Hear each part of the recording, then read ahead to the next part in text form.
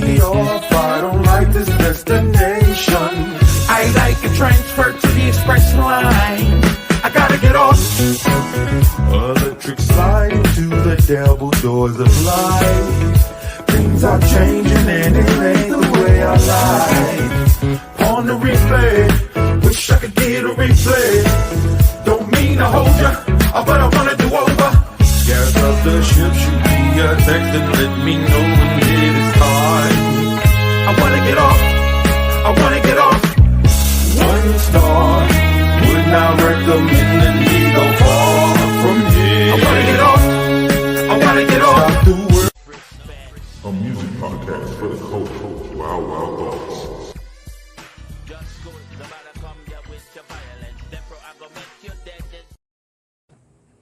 What's up, everybody? Welcome to another episode of Wild Wild Thoughts. This is a special election episode. So many of you have asked me to do a special election episode, and we have V. Ray, but I am super honored and super happy to have Dr. Kaya Nyambi Shivers with us.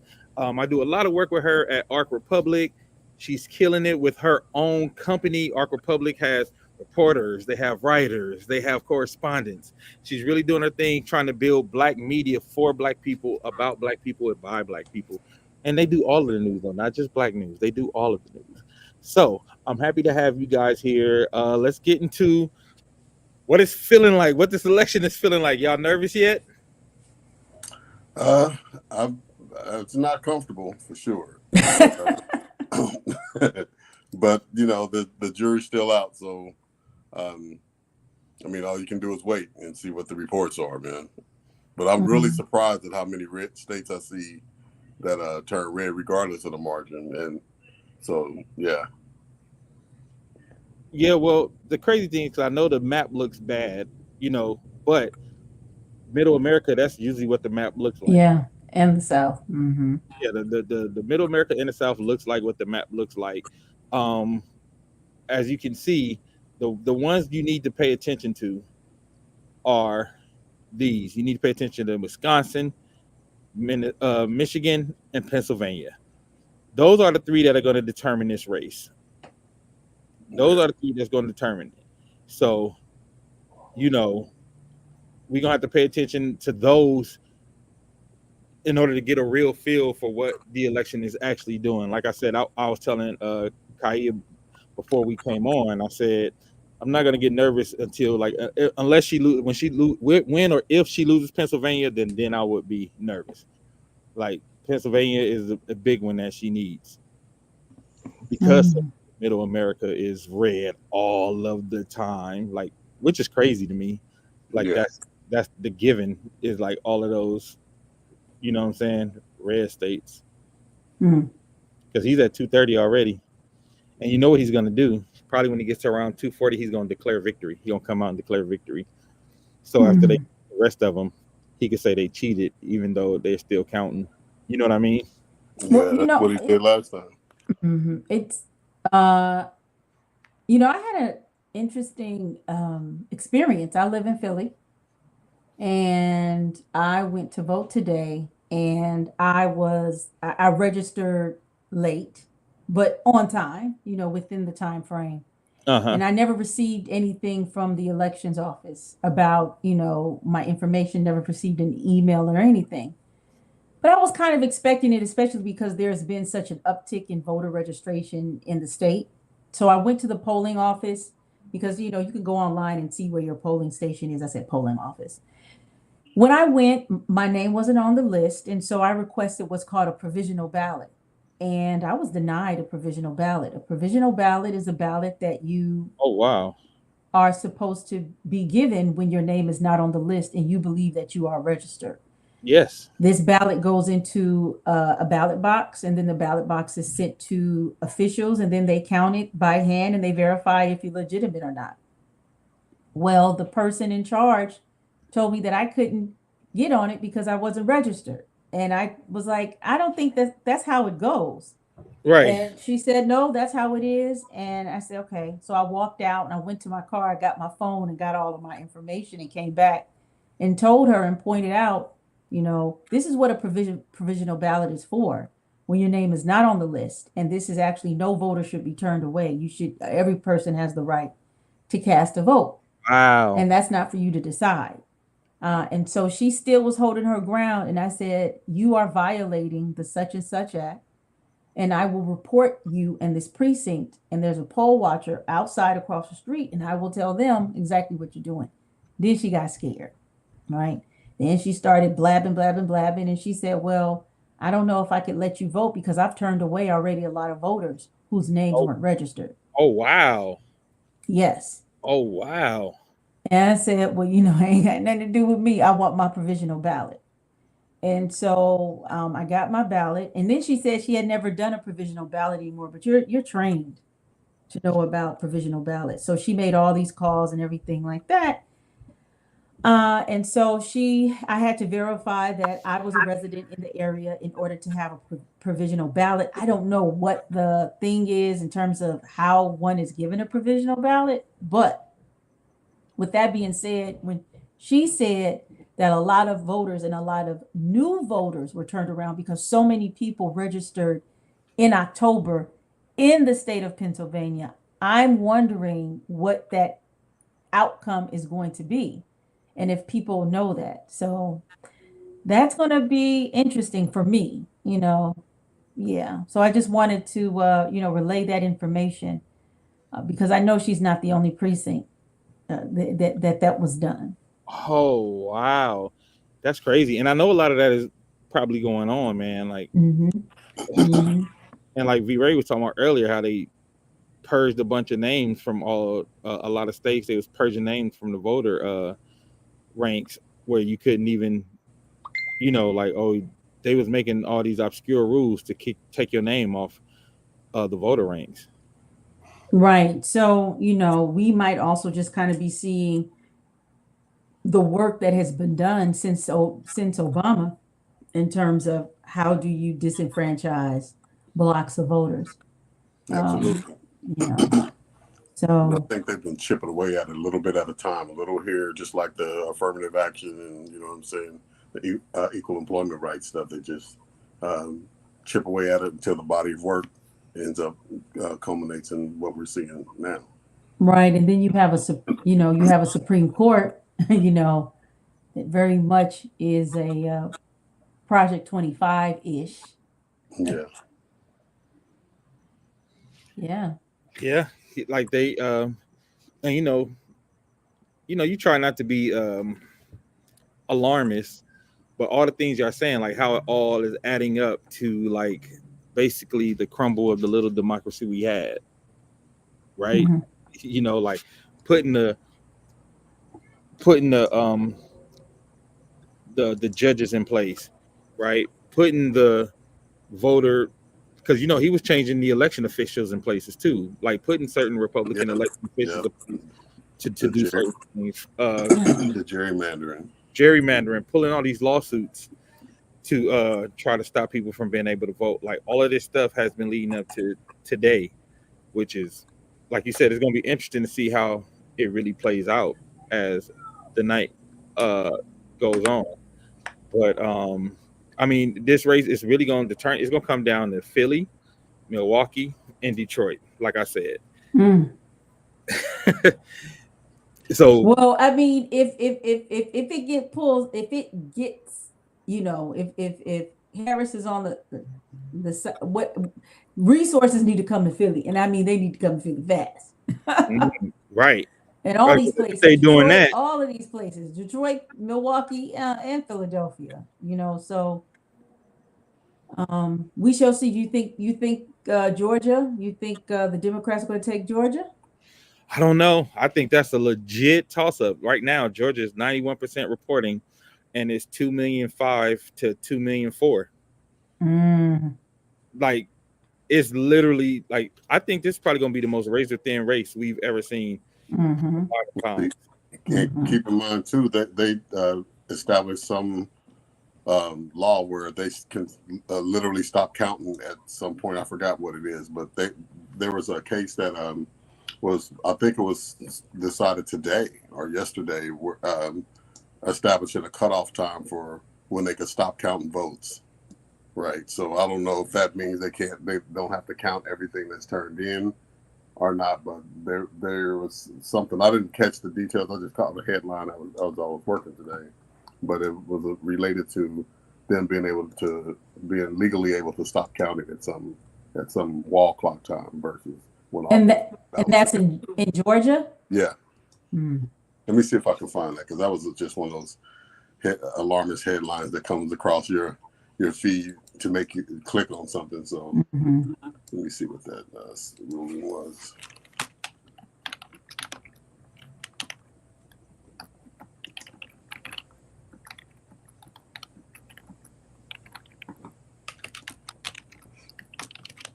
And then the other shit, like closing the polling stations in the black areas and shit like that. Oh yeah. I posted something on Facebook. Somebody, I think NBC or someone, covered how they closed about 20% of the polling places down south.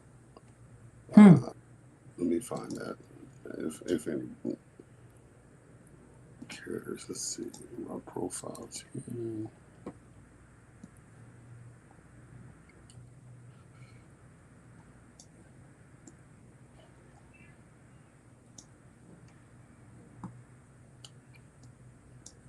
I mean, you asked while V-Ray is looking, you asked, I think the first question was like, how do you feel like, excuse my red eyes, it's 11:42 over here. I've been up in these streets. Like, what are your sentiments? For me, well, one, I'm a reporter and I don't like to fully give all of my political views publicly.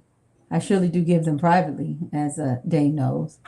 But what I can say, I've been saying this publicly or in pseudo private spaces, is that what I heard in the channels last year was we all just kind of needed to prepare for whoever wins in the elections, because there's just a lot of it's going to be, it's going to be rocky, whatever that is. So for me, I try to prepare myself what the outcome is. With that being said, I don't think you never could be fully prepared for things that might happen. I mean, like, today I was not thrown off. I was thrown off in terms of going into the place, and the person who's the head poll worker,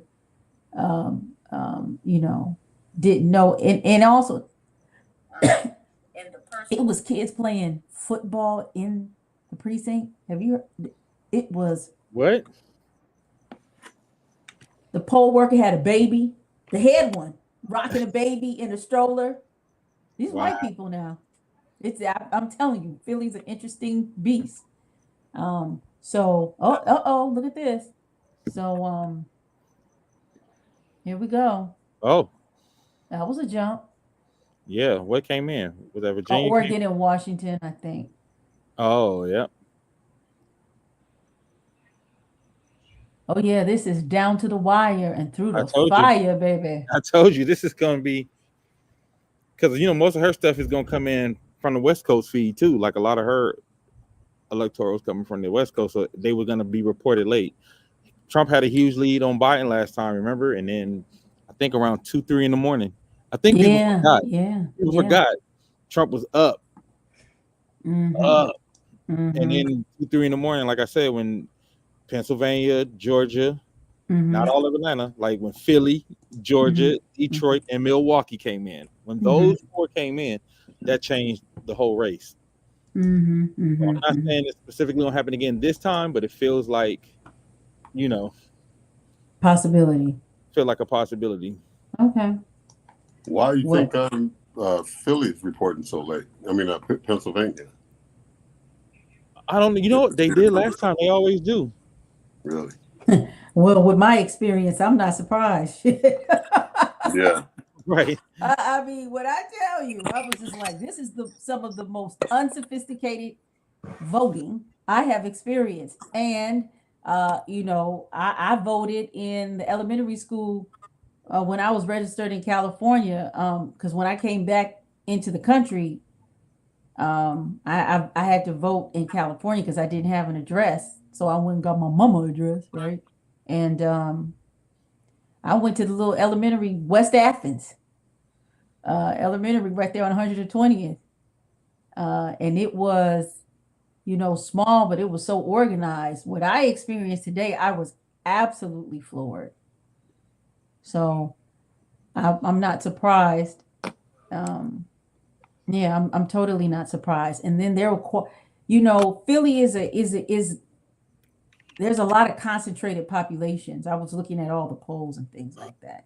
So there were quite a few they have going on, and I'm pretty sure that I suspect that there were issues. Can you tell me about what your voting machines were like, Kaya, out there? I couldn't use a voting machine. I had to do a paper ballot. Oh, right. Provisional ballots are paper ballots. Yes. So I didn't even see what the machines looked like. Okay. But I can tell you that there were technical issues going on where I was, from what I saw. But it really made me reassess, like thinking about the future. In order for there to be, in my opinion, there needs to be a serious overhaul from the inside, Yeah. Serious overhaul. Yeah. Well, I wonder why Vegas ain't reported at all yet. Nevada. Yeah. I wonder why. That's interesting. Minnesota is only 51%. Okay. Hey, so I posted a link in the private chat. I couldn't get to the public chat, but the link that I was talking about the you want me to share one of them? Georgia Which one? County? Yeah, but it wasn't the state of Georgia. Apparently, it was a county where like 3,400 voters gotten their mail-in ballots just a few days ago, have been extended time to get their ballots turned in since they just got them just a couple of days ago, and the court struck down the ruling giving them extra time to get their ballots in. You know what? Yeah, now you said that, that's the same thing that happened in Bucks County, in Pennsylvania.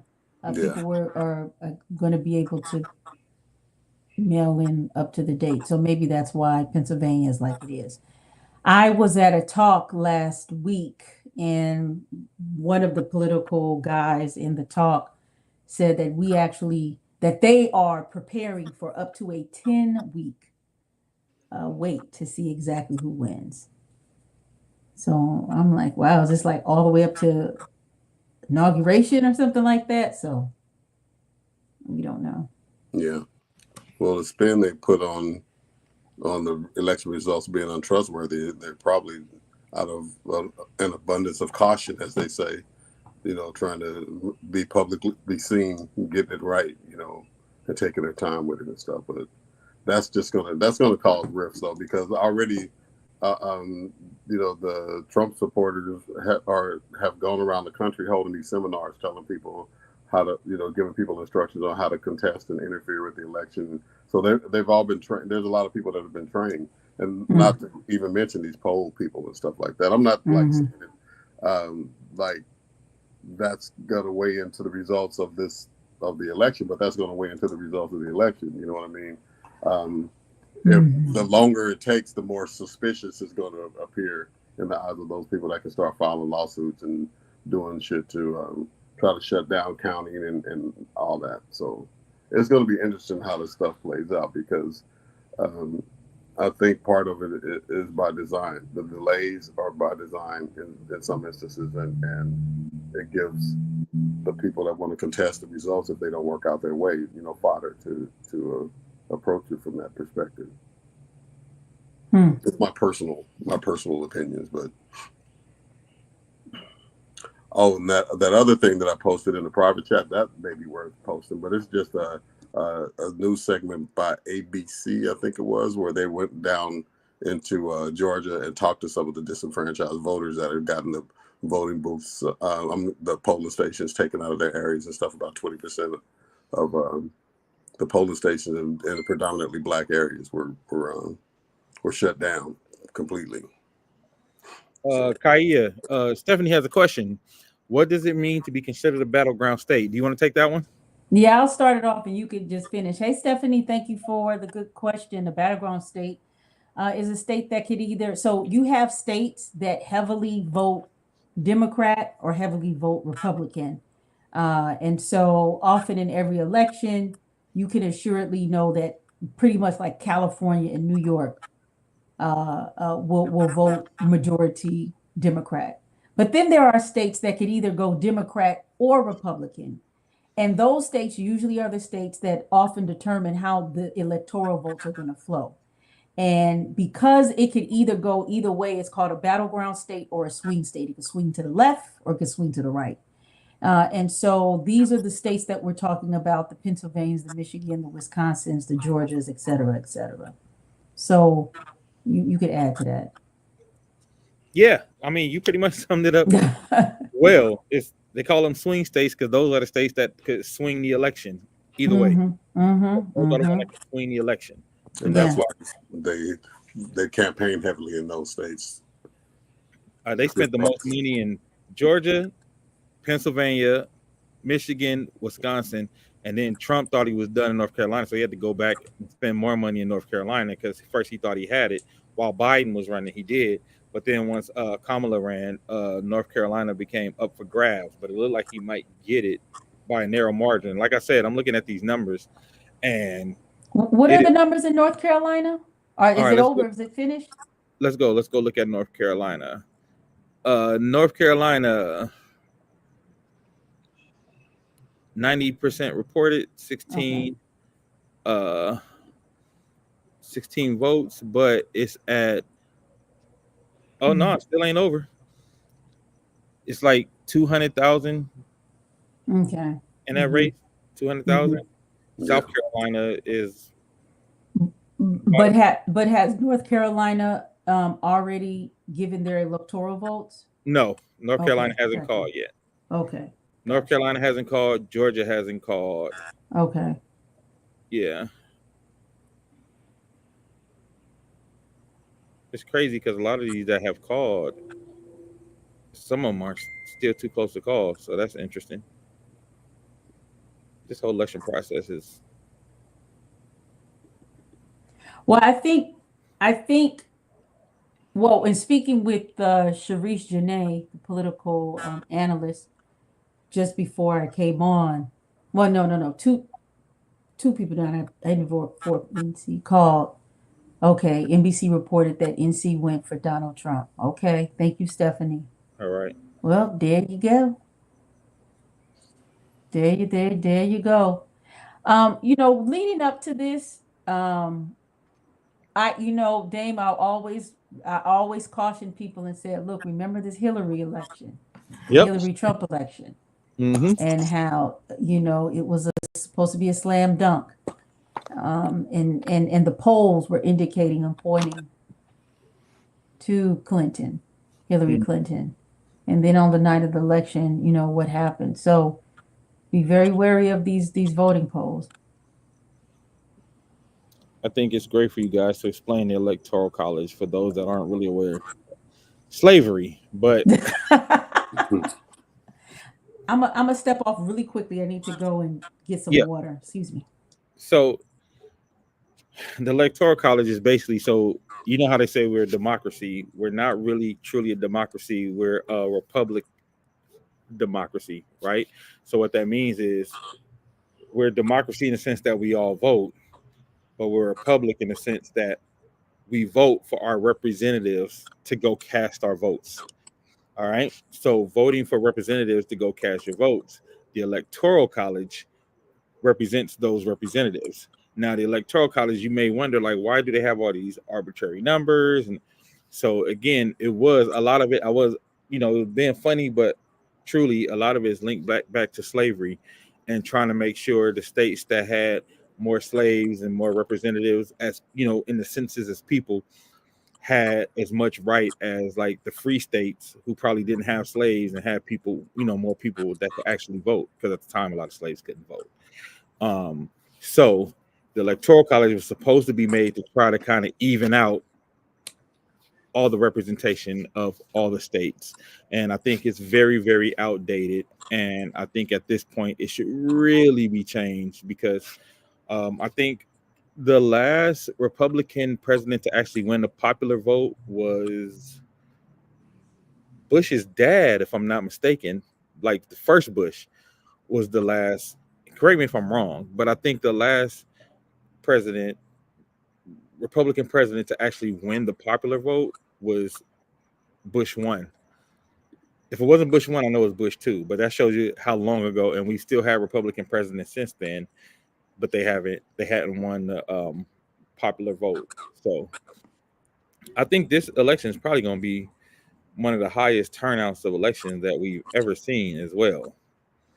Like, we're already at almost 120 million voters counted.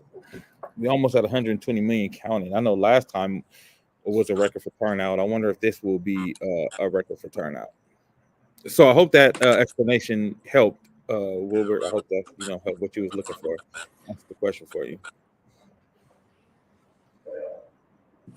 Yeah, like I said, y'all, it's gonna be a long night. This race is probably gonna be going until at least 4 a.m. before you can even tell what it's gonna look like. Just like it did with Biden. I remember everybody went to sleep thinking Biden had lost. Everybody wants to see like Biden getting his ass whooped. He getting whooped on. Yeah. 3, 4 a.m. Black folks saved the day when Detroit, Milwaukee, and Wisconsin, came in. So, we'll see, y'all. But we just wanted to get on here because a couple people asked to get on, do like a little live for us to all watch along together, answer some questions that you guys might have. So that's why we're on. Yes, I understand and agree. Thanks, bro. Just want to give some talking points for something that may absolutely. What did you guys think of the propositions today? How did you guys vote on some of those propositions that went out? I'm interested to hear from the audience what you guys voted on in regards to your local propositions and your local election. Tell me what you think. Tell me what's going on. Tell me what your thoughts were. You know what I'm saying? Yeah, it's like, I think it's like almost 11 o'clock. No, it's almost midnight. Yeah. On the East Coast. It's almost midnight. Yeah, so the East Coast is almost like, look at this. Like, Nevada hasn't even reported anything yet. That's a battleground state. Arizona only at 50%. And look how close it is. We're talking about 7,000 votes. Yep. Right? Like, so just to give you guys an idea of like how this race is going to be won on the margins. This race is going to be won on the margins. So y'all want to talk about a race where you feel like every vote counts? I think this is the one. Like, I feel like this is the one. Yeah, see, like, they called California for Kamala, but only 40% have reported. That's crazy. She's still up in Minnesota, so yeah, there's a few that haven't been called yet that she's up on. That's going to tighten this race up in a little bit. Damn, look how close this is. We're talking about Maine, right? Yeah. 140,000, 127,000. And only 32% reported, though. Damn, man. Like, you see what I'm saying? But you see what I mean by when I say like literally on the margins? Yeah.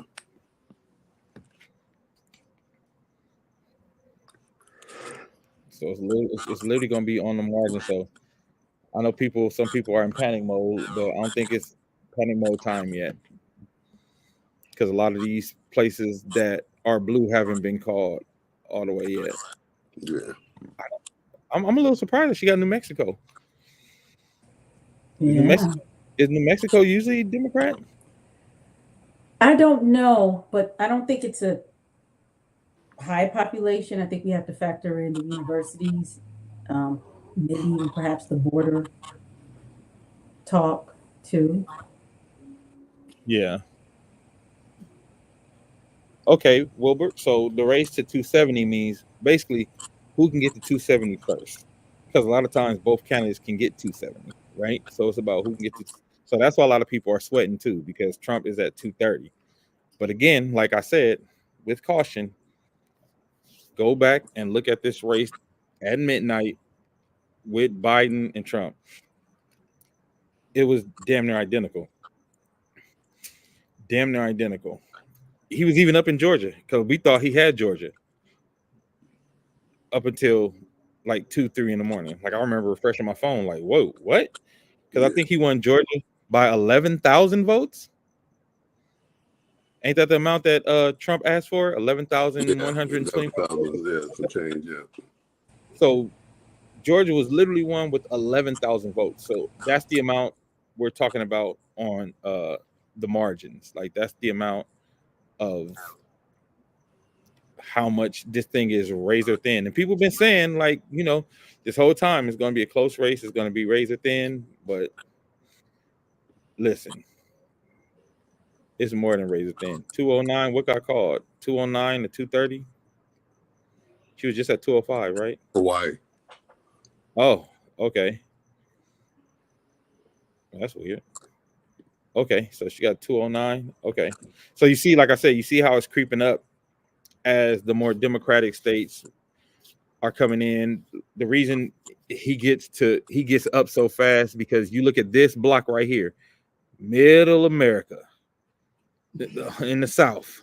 These come in first. Yeah. Because those polls close first. All this closes first and it gets reported first. It's crazy. Like she's losing in Texas, but it's crazy that's even this close in Texas. That means the demographics are changing there. So many people move to Texas from everywhere else. That's one of those migratory states. When we lived down there, everybody in our neighborhood was from somewhere else. There were no Texans. The demographics are definitely changing down there because Texas used to be a full-blown blowout, like not even a chance, not even close. Yeah. Stephanie said I actually was aligned with what you were saying in the last show. I was stuck on the Superior Court judges. What I don't understand is why people who live in unincorporated parts are affected by the results of the city votes, but cannot vote on the city measures and officials. Shouldn't it be that if you are affected by it, you should be able to vote on it? Absolutely, Stephanie. I agree with you. Ron said only about 30 to 35 reporting for the California props, but Prop 6 prohibits slavery and involuntary servitude is a no so far, and so folks are okay with it. Oh, wow. Prop 6 is a no? That's crazy. Prop 32 raises minimum wage is also a no. What the hell are people voting against their own best interest? Well, we've had those conversations with people, and it's some weird logic behind people not wanting the minimum wage raise. Prop 36 increases penalties for certain thefts and drugs crimes is a yes. I think I was voting yes on that, and I think I ended up voting no because I know anytime they want to go for harder crime penalties, even if it's supposed to be a good fix, it's going to affect us adversely.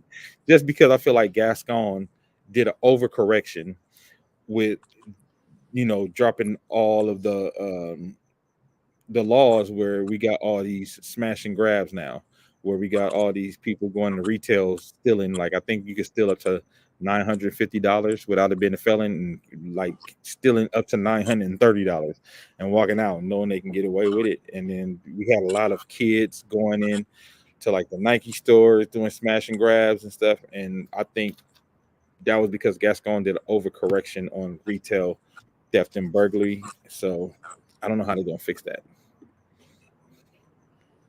I think, I did a story. There's actually a couple of stories. Actually, it's what I've been following over here in Jersey, particularly in Newark, and the voter turnout.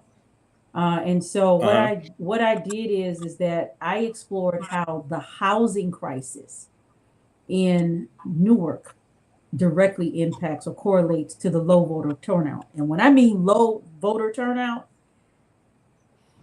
the last mayoral election in Newark, only 9.8% of registered voters voted. Oh, wow.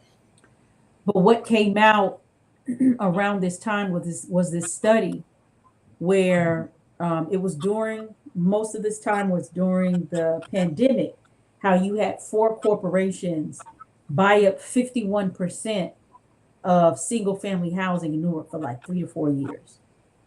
4 corporations. Oh, wow. Right.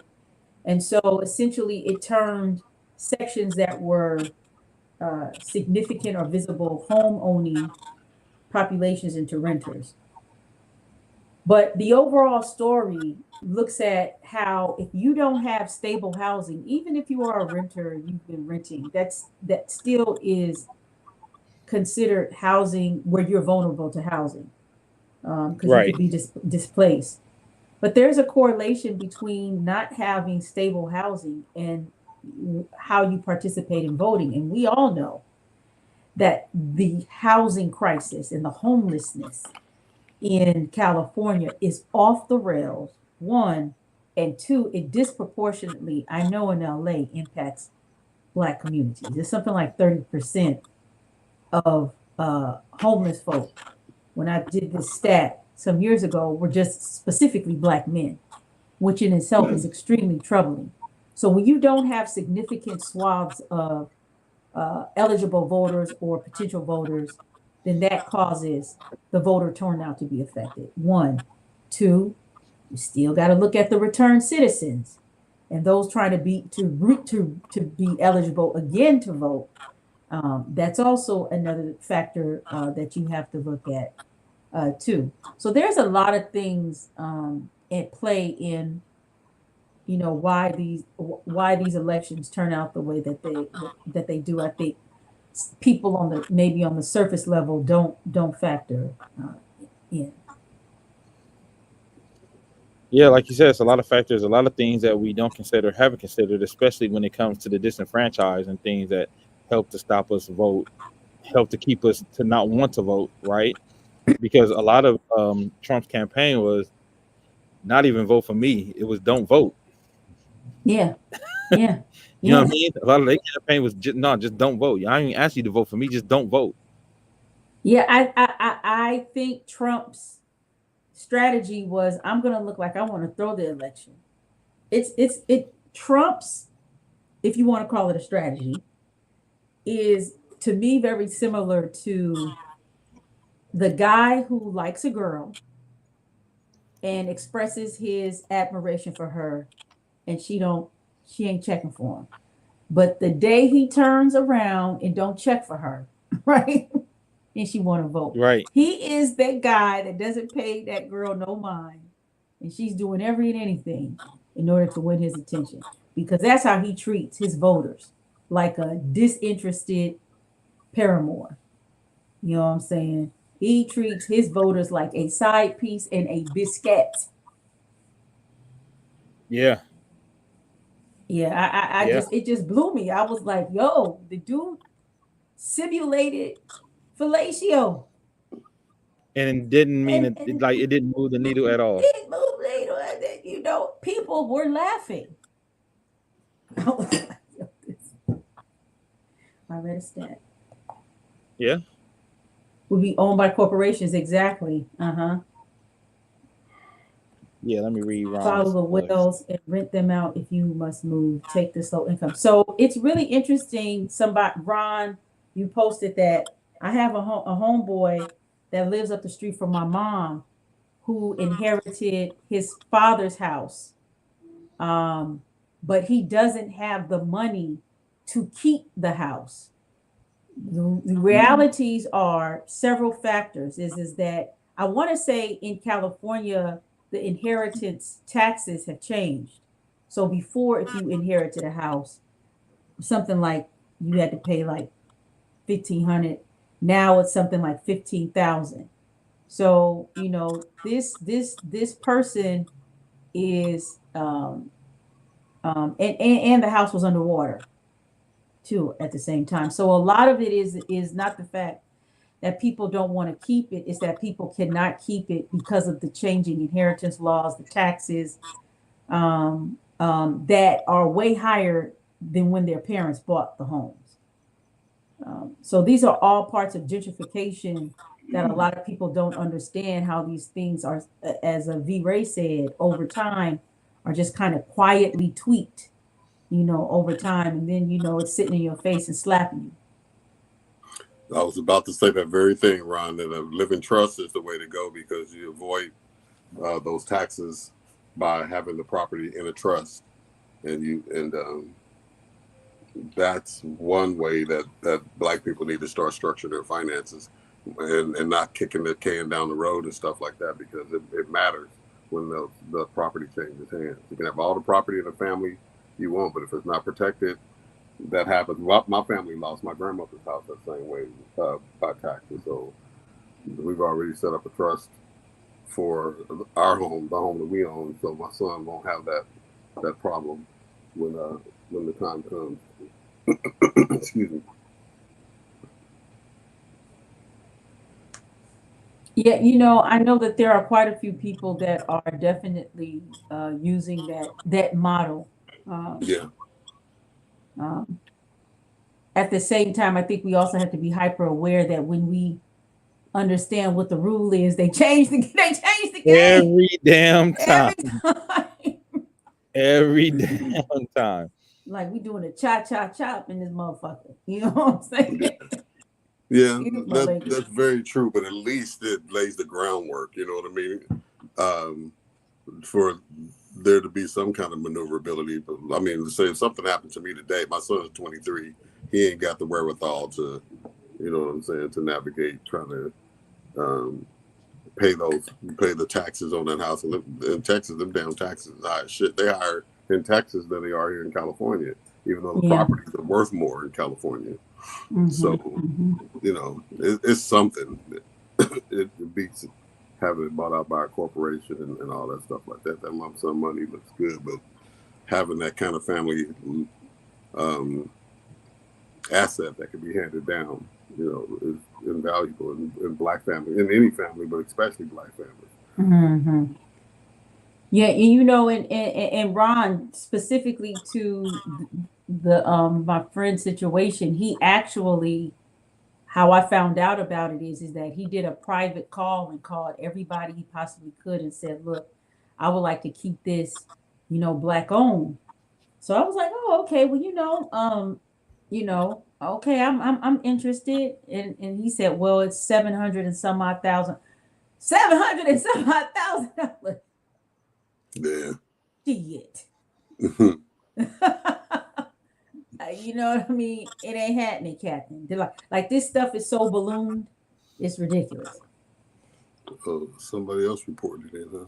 One electoral vote. Damn. Stop shooting that little shit. Tupelo, Mississippi. Exactly. That is depressing to hear that pretty much no matter what you dream and plan for your life, the government's going to find a way to punch you just when you think you're hitting the finish line. They move the goalpost. Yeah, I think the key to that, though, and I know it's easier said than done, but to stay informed on what the hell those rules are. I mean, if you got to have I don't know, an executor, I don't know what the term for it is, but somebody that keeps up on that and advises you in that capacity and shit. I mean, there's ways around it because white people do it all the time. You know what I'm saying? So there's secrets to keeping your shit. You just got to know. You just got to know what buttons to push to do it. Yeah. Like we all know people who inherited grandmama house. The grandkids live in it for a little while. Don't keep shit up. Don't pay the bills. Don't pay the property taxes. Lose the house. The story is old as time. They lose the house. And that is the last place where you can get wealth. You know what I mean? Like your grandparents literally worked their whole lives to leave y'all some wealth, and they squander it in a matter of 6 to 12 months. But that's back to what you said, Ray. A lot of these young people don't even have the wherewithal to understand how to pay bills, or even if I'm paying the mortgage, I have somebody, I got to make sure I pay the property taxes. I've seen so many people lose houses over property taxes. Yeah, exactly. Yeah, and that's also a nod toward teaching your kids some type of financial literacy. You know what I mean? to prep them for these types of situations. When it comes to inheritance, I totally agree. They do the same thing with businesses too. Yeah, like Mark Cuban, who used to own the Dallas Mavericks, he's already a billionaire. But they asked him, he sold his majority stake in the Mavericks. He still owns some of it, so he's gonna be rich forever either way. But they asked him, why did he sell it? He said, because when you have a business like that, especially like a basketball team, it's a family-owned business. He was like, my kids probably don't want to do this. He was like, why would I even put them in that position? I don't think I want my kids to be able to be themselves. So I'd rather sell the team than try to force my kids to, come run the mom and pop shop with me. Yeah. I think that's what happens a lot of times. It's like, my kids don't want to do this. My kids don't want this. Even if this is what I work for, I wanted to work to leave this, leave them with this. And nah, it don't matter a lot of times. Yeah. All right. Trump is still up in Wisconsin. Still razor thin. Razor thin in Michigan. Razor thin in Pennsylvania. This is crazy. Look how close it got in Georgia that fast. Wow. Yo, this is crazy. Maine, what the hell y'all doing? No, Maine, they at the Maine pissed me casino off. right They now. still at 35. Niggas ain't even at home.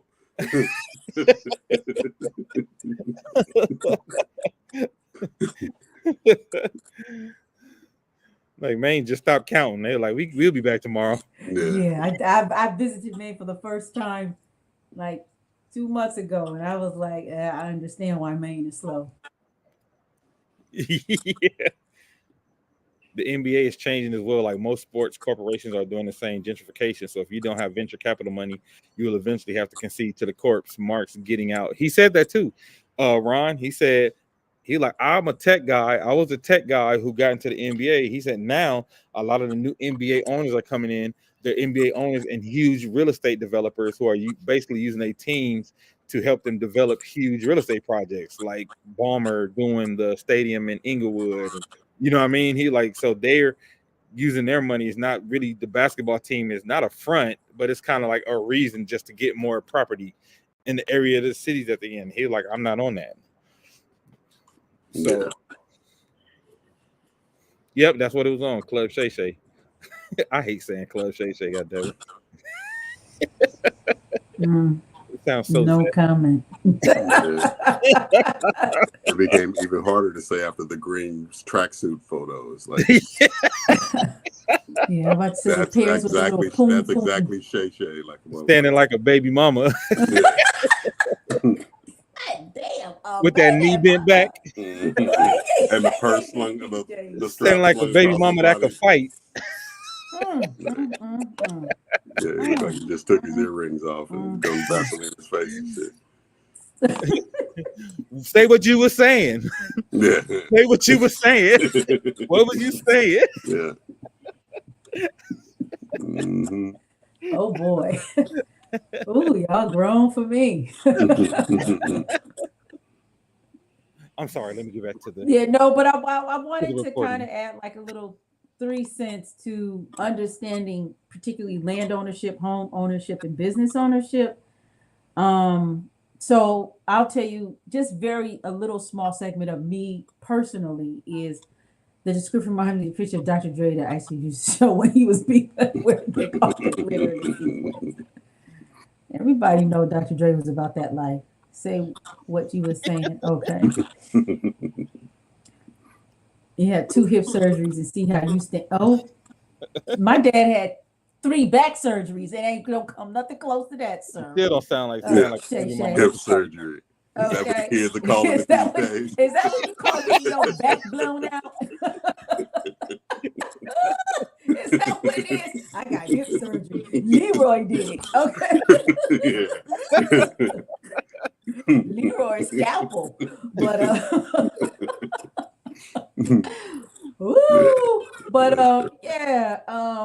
my grandmother died in 2016. She lived in Louisiana her life. Her last 13 years she lived with my mom.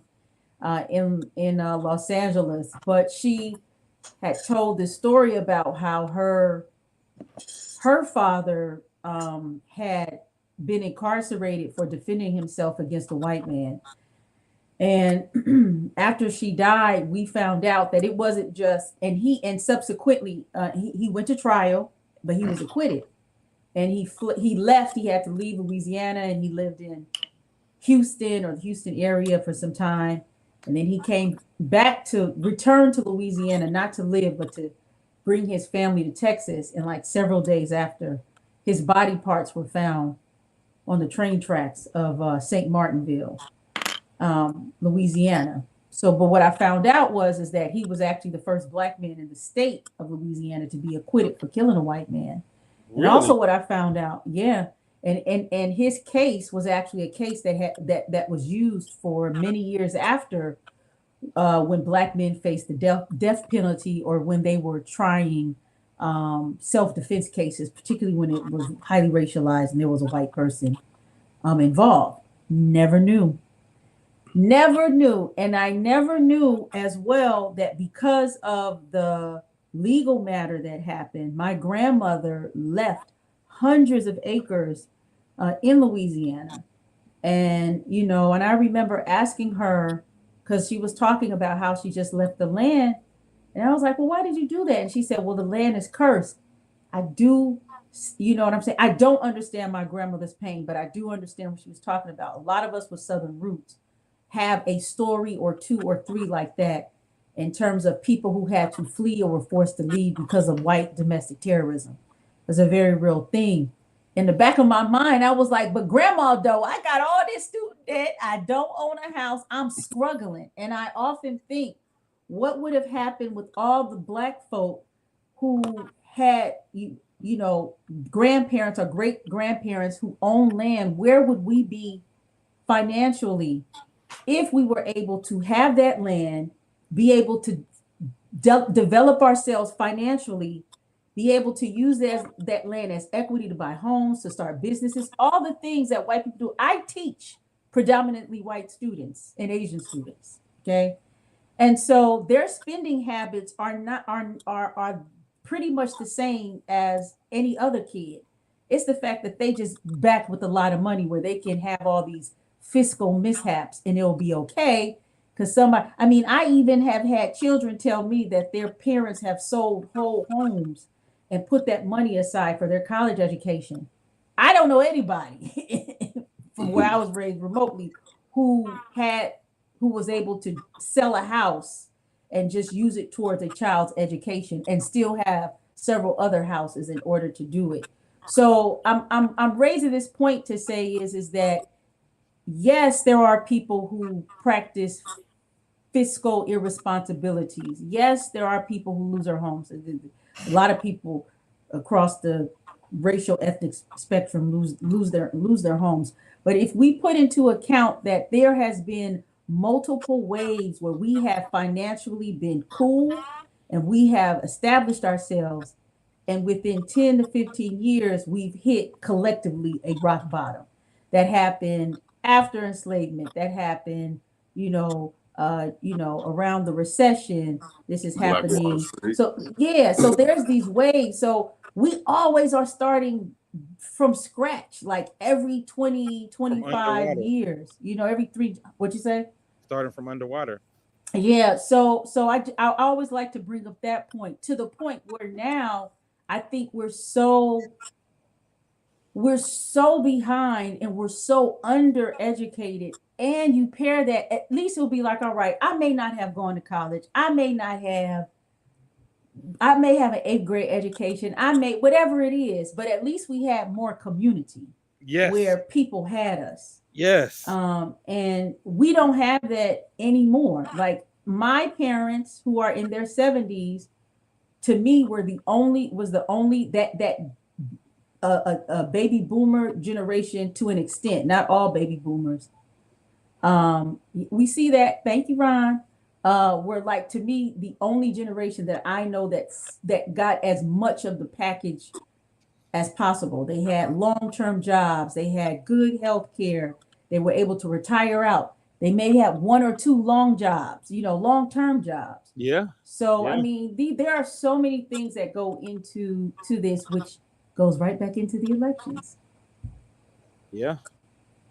And and I'm gonna keep repeating this throughout this podcast, throughout this broadcast. No matter who wins, we as Black folks got to continue to push our line. We got to come together, and we got to utilize our leverage better. Not just at election time, not just get pissed at election time when they want to pander for our votes. No, like we need to push the line, and we need to hold these local civic leaders more responsible, because everything ain't the president. The local Very true. these local elections, and the people you vote for locally, the people where you can go talk to them at city council meetings, the people you can go sit with, and the people you can complain to directly and call them and go have meetings in their office. We need to do more of that, because those are the things that will affect our communities more quickly, more succinctly, and easier for us to affect. Like, you can talk to Maxine Waters before you can talk to the president. You know what I mean? And what I will say is one thing I've my dad even said it, and Maxine has helped a lot of people in the hood. Like, she has helped a lot of people. I ain't saying she's perfect by no means, because no politician is. They're politicians. They all got the can't help it.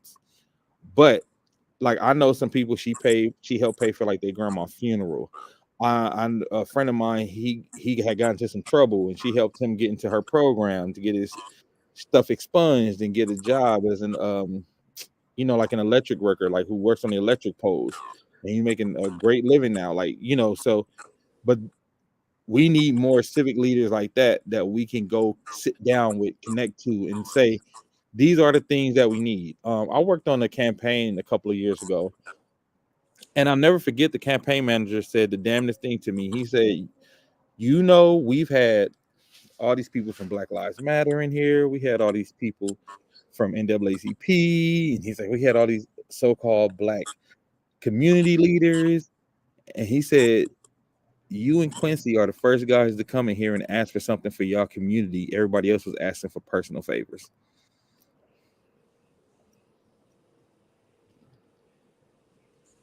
He was like, y'all, he said, I was in awe of y'all, because y'all wasn't asking for, everybody asking for their own CCWs, trying to get the homies out of jail. He literally, he said the Asian people came in here, they was asking for stuff for their community.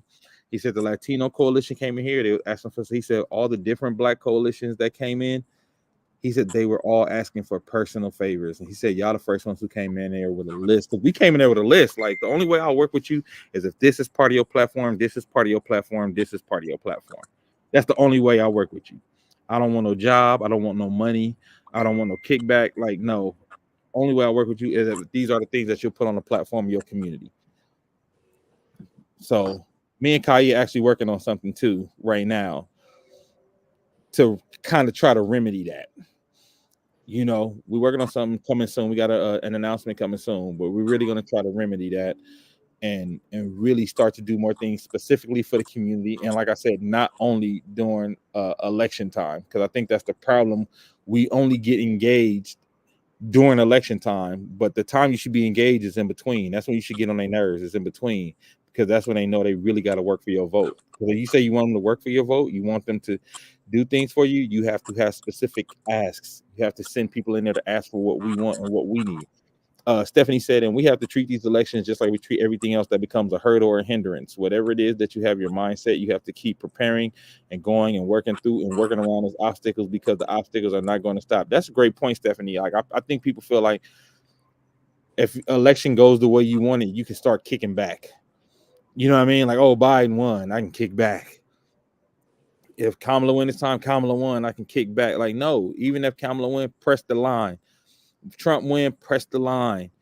And again, start going after these local civic and community leaders so we can get our communities better first.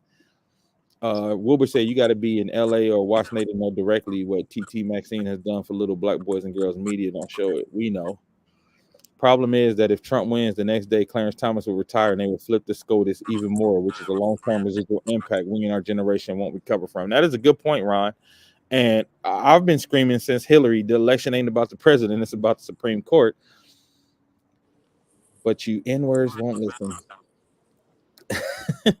You know, like even I'm not even gonna get into policy, but the Supreme Court alone, I strongly believe that we've been in an age where it's all about what can I get done for myself. I pretend to do something for the community when I'm really underlying doing something for myself.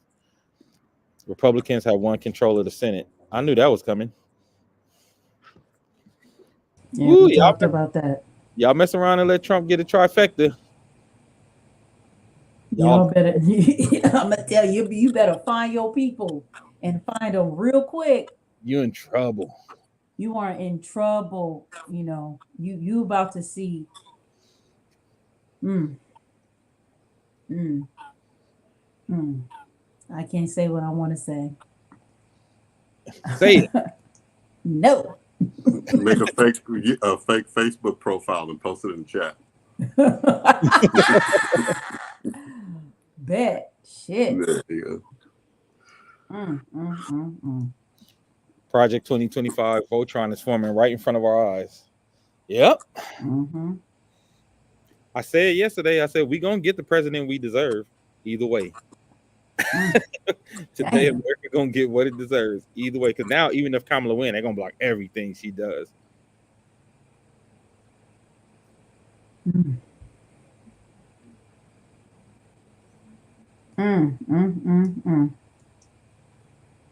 Yeah.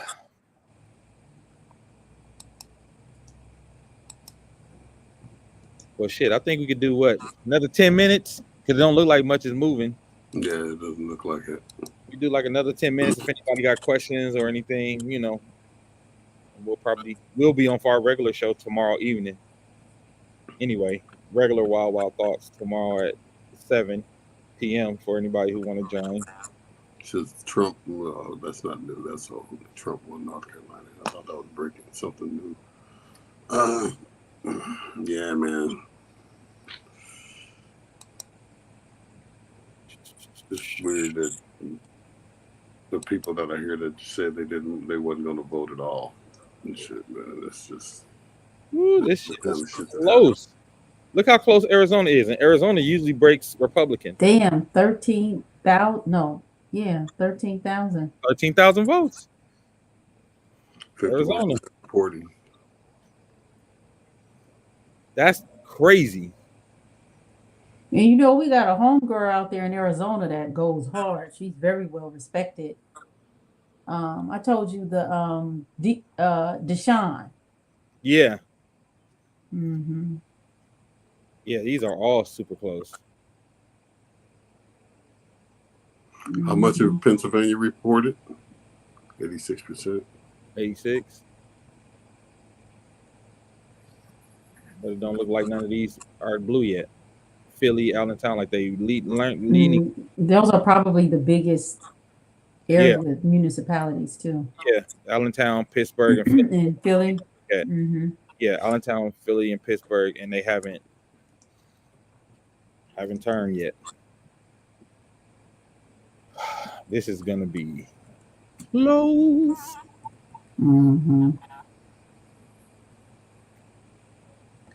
Why do you think Trump's vote among black men was so high? I don't know what the numbers are yet. Yeah. Honestly, I'm not ready to have that conversation yet. Because I ain't ready to blame black men for this. No way, Jose. I thought I was seeing darkness on a daily basis, but it's a different kind of darkness hitting the land today. Yeah, I mean, I don't think. I think it's in terms of blaming black men. I think it is. Oh my goodness. How can you blame your best male player in the game? Right. That's like, you know what I'm saying? Like, for showing up and doing a job and not talking about them other ones. Yeah. You know what I mean? Yeah. And them not showing up and performing. So, yeah, I just really hope that, I mean, I don't think that's the conversation. I think there's a lot of people you need to talk to, a lot of other constituencies you need to talk about before you get to black men vote. Right. Because even if the vote for Trump was higher this go around, it's not going to be like I think the Latino male vote is way higher for Trump than it was the last election. Oh, yeah. Yeah. Significant increase, about 17 points higher. Won't be the overall difference, but it is something that needs to be addressed. There is a fear that power is slipping away from the man to the woman, and black men, like white men, fear this. That is a good point, and that's a conversation that I have had with multiple people. Like literally, and it was on this show. I don't remember which episode, but y'all can go back and watch it if you don't believe me. Somebody said, black women already think they the shit. What's gonna happen if you let them be the president? They really gonna think they the shit. That was train of thought. Just so y'all know where some of this shit stands. On the shit. That's so stupid though, man. Because They just it's more, nobody's doing it to black men and women, but it's a divide and conquer type of thing. You know what I'm saying? That a black man wouldn't get behind a black woman. You know what I'm saying? Just for from a unification standpoint, and for no other reason. I mean, you have to pick your loyalties and your, you know what I'm saying, your leanings and shit like that. And so if you're gonna go against your own community, you know what I'm saying. Well, let me address this too, to what you're saying, V-Ray, about loyalties, and Joe Ben. Let me address, my thoughts about your question. So one, and I've said this, and Kai will tell you this, I've been saying this for years. Democrats and Republicans have a very big problem of not speaking to black men directly when it comes time for voting. They speak very well to black women and to black women issues. They do very well messaging to them. Which is why black women are their, biggest and most loyal voting bloc. They do a great job going after moderates. They never want to look too progressive. They do a great job trying to go after white women and white men. They do. But when it comes to speaking directly to black men and to our needs, all they talk about, and to me on both sides, is criminal reform. We all ain't criminals. That's not the only topic that matters to us. They don't talk to us about being entrepreneurs. Kamala did the last 3 weeks, but Trump hasn't at all. But I'm saying, let's take them out of it. I'm talking about as a party. Democrats and Republicans do a terrible job of coming and talking to black men about what we want, what we need to do for them to earn our vote. So therefore, you have a lot of disenfranchised black men who feel like, well, the Democrats ain't talking to me, I'm just going to do something else, even if it ends up being against your own self-interest. Sometimes people just that's the thing I'm talking about, against your own self-interest. If you feel like I've been doing this all this time and nothing is changing for me, I might as well do something different. Yeah, but what is the something different? Logic. But what is the something different? I'm gonna kill myself. No, nigga, you don't do that shit. You know what I'm saying? You find some other remedy for the shit, but you don't. I'm gonna solve my left hand if nobody offers me a small business loan. This shit is like you cut off your nose to spite your face. I get that, but like I said, if you understand, like I'm just speaking to the mind of the man who feels like they have been forgotten. Me too. I mean, some of this could even feel like it could be like a call for attention, even because you see a lot of these black dudes who be going hard for Trump. It feels like they looking for attention. That's a screwed up mindset, though, Dame. That's just like getting mad and going out and riding and tearing up your own community when you know you're the one that's going to be. Steph, I'm not saying I agree. Somebody asked my thoughts and why we are where we are, and I'm just trying to explain so y'all can understand why a lot of people started jumping the Democratic ship. Especially, look, there's combinations. There's the misogynistic sexism. We know there's those guys, like the other guy who we had on the show who literally just said, "I just don't think a woman should be president, more specifically a black woman." So we have those guys who say that. Then you have those guys who, like I was saying earlier, they feel disenfranchised because they feel like nobody's trying to connect with them. And then you have the third. These to me are the three different sectors of male Trump voters. And Kai, if you feel like I'm missing one, or V-Ray, please jump in and tell me. The third is the black man who doesn't want to dismantle oppression. It's the black man who wants to be able to have access to the oppression. Mm. Those to me are the three versions I've seen of black men who wanted to vote Republican. I mean, there's also a fourth.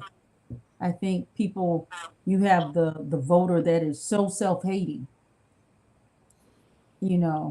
that, Well, I kind of lump them in with the ones who said, I just don't think a black woman should be president, because I feel like that's part of the self-hate to even say that shit. Right. You know what I mean? Well, there's two type, right? There's a type self-hating. So you have that, and usually, I've seen those folk in the community, winner chicken dinner day. And but then you have those who are so far gone, who try to totally immerse themselves in white culture aesthetic, that they would, like a Byron, what's his name, Byron Daniels, who went to an HBCU, then goes to a predominantly white university institute, and then just becomes this other person that tries to distance himself so much from what might be considered black anything.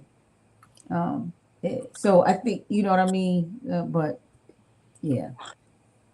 MSNBC has it at 189, 246. Oh. That's what at 189, 246. Oh, the electoral college count? Yeah. Oh. That's not good. Nope. That's not good. That's not 189. that's not good. How she at 189 over there? Yeah. 210 here. I don't know. That's why all this shit's tricky, Jack. But another thing is that I like to talk about like numbers. When you're talking about statistical significance, this is the nerdish shit, like the academic in me. A statistically significant number is something that's like 50%. Right. Black men, the last poll that I saw went from like 86 to 78 or 77%, which is, an 8% difference. But still, those numbers were far more higher than Latino voters, Hispanic voters, Asian voters, and so on and so forth. So I think we need to be wary in how these numbers and this information is fed to us in terms of black male votership. There's a term in media where they call framing the issue. And so it's kind of like you get this snapshot of an issue, and it remains the only snapshot that you understand the issue. But there's been multiple other snapshots that have been taken about the issue at the same time, it's just from a different angle. So I think we need to really kind of be wary of that, because it has really caused a lot of unnecessary, I think, division in a community where we already deal with fractures. So I think that's really important. And as well, I'm highly critical of what happened to black men in a post Black Lives Matter movement, where you had black men who were the face, literally, and the body of Black death, and in particular black heterosexual men. But black heterosexual men become the bane of black existence. I have a serious problem with that. So I think we need to really kind of think about that when we talk about what it looks like. And we still have to factor in how a lot of people are impacted from generations of poverty, the criminal justice system, all these things that go into why we vote, how we vote, if we vote at all. And this is not even me talking about my personal beliefs. This is me as a journalist and doing just a lot of stories on the ground. I was talking to brothers up and down the East Coast, and just a lot of them are just so they are just so disenchanted with the political process. And I understand, Dane, what you were talking about in terms of men not feeling like they're included. But when they are included, it's from such a pathological perspective. you know, like black men always got to be fucked up, you know, or something's wrong with them in order to talk to them. So I always like to keep that in focus. I come from a black man. Now that is my personal. I come from the nuts of a black man. You know? That, ladies and gentlemen, is Dr. Shivers. That's why I wanted her on the show. Get that real. This ain't rolling. This media stuff is a monster. You know what I'm saying? It's a monster. Ooh, good question. Let me read this and I'm gonna let Kaya answer this. Could it possibly be the reason they don't personally address black male voters about their wants and needs because they're afraid what the answers might actually be? They know how much black male have been screwed over and they don't want to hear what might actually be said because they may have to actually admit they did something wrong at some point. Well, I think they've already asked. I think they have answers. It's just that they don't want there's no movement on it. They don't want to do nothing. We are in a culture where there's a thought that if you pay people a little bit of money here and there and mollify them, then it will be okay. But what we see with black men, it's like the level, and I'm as a black woman, trust you, and as a black woman, and Dame knows this, who has gone toe to toe with many of black men for their fuckery, all right? But what has happened to black men, it's like when cancer has metastasized and you just don't know where to address the problem. That's how I see, you know, what the issue is. But with that being said, when you say they don't know how, why are we giving they the power to remedy us? You know, that is, I think, not even in our DNA, you know, giving them the power. But in order for, in my perspective, and I'm a daddy, I'm a 1,000,000% daddy's girl. I think in my perspective, one of the things that we have to do is that we have yet to really define who us is. Like, what does it mean to be, what is like black co-rulership and black power and black sustainability and all that means from our eyes, from our conditions, from our experiences, from our morals, from our spiritual selves, from our sexual selves. And until we kind of, I think, really kind of thug it out within our own spaces in a healthier way, we will forever be asking they to remedy us. And yeah. And yeah, so I was gonna ask if that was her. Hey, cutie pie, long time no see. I'm so glad you are doing. Oh, okay. I don't know who we talked to. That's hey, Stephanie. That's singing ass Stephanie from Washington. Oh, okay. I gotta see a photo. It's VP is calling it a night and won't address the results until tomorrow morning. Wow. Well, on the East Coast, it's damn near 1 o'clock in the morning. Right? Isn't it? Yeah. It's 10 minutes to 1 over here. I feel like Trump probably gonna come out in 15 minutes. Oh yeah. I won. You know, boy. Boy, oh boy. Close, but it's man. Gonna be okay. We're gonna get it together. I mean, like I tell people all the time, black folks, we've been through all of the worst of it. It don't change that much for us. Mm-hmm. Either way. The problem is Trump was making others feel like niggas his last presidency. We about to call it a night too, Ron. We got about 10 minutes left. They was over at his headquarters and he was saying that he was prepping for a celebration speech to give tonight. We know the play. They already said it publicly themselves that that's what he was going to do. Yeah, they already told us to play. They ain't like, they're like, yeah, we're going to come out and say we did that. Nothing Come to new. death row.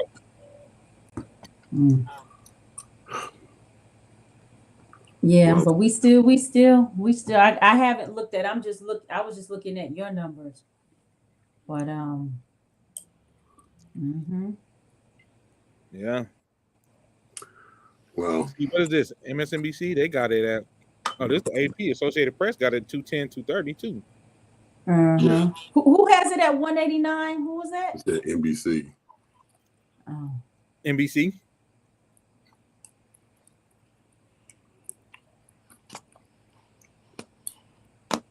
Oh, did they want to rent a House of Representatives too? Yeah. Oh, they about to win the House too? Like I said, you remember I told you, I've been saying this. Whoa, boy. Whoa, boy. Whoa. If you have a Republican House, a Republican Senate, a Republican president, you about to have more Republican Supreme Court. Let's call this Handmaid's Tale. Yep. Yeah.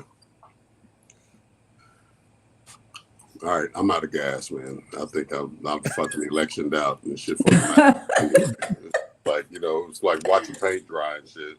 This was a great informative show. The possible outcomes kind of switched up the mood and energy, but still very informative. Yeah. Fuck around and find out. Pretty much, like I said, we gonna get the America we deserve. Oh. Either way.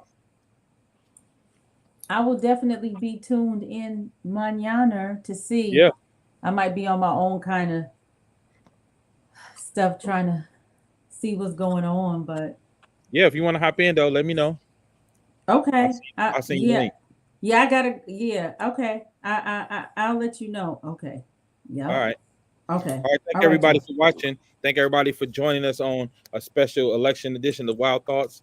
We'll be back with y'all tomorrow, and we'll see how we feeling tomorrow. Okay. Bye, y'all.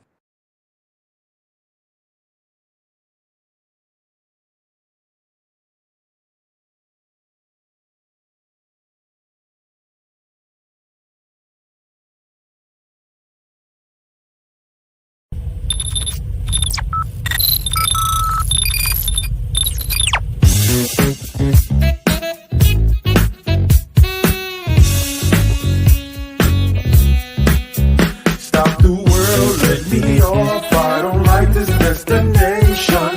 I like a transfer to the express line. I gotta get off.